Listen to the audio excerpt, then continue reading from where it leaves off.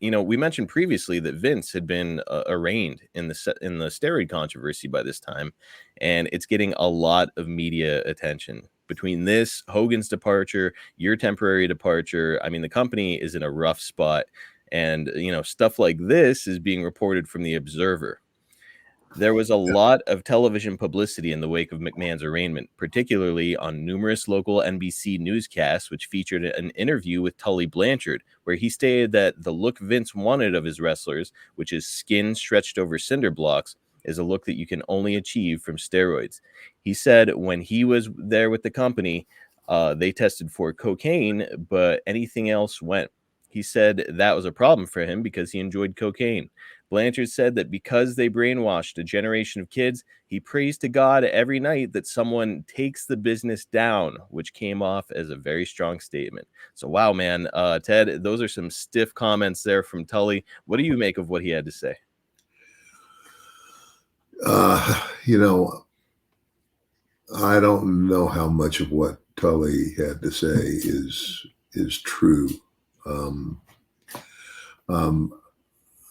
I do know this. I mean, Tully was a pretty good worker.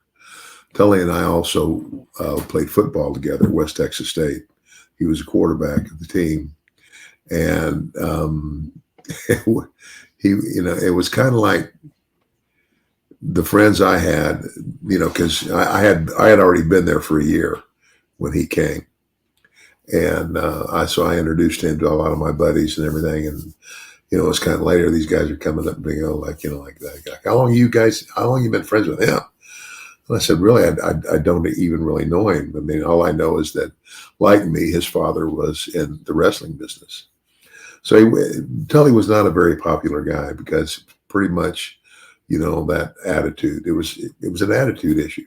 Yes. But I know now also that Tully is a very devoted Christian, and he's in charge of the prison ministry for John Hagee down there in San Antonio, and so he's doing real well now, But Tully's, version might be skewed because I'm sure he very much wanted to be one of the main attractions in the WWE, and that never happened. I mean, he was part of a tag team, but it never blossomed. I'm sure like he would have liked it to.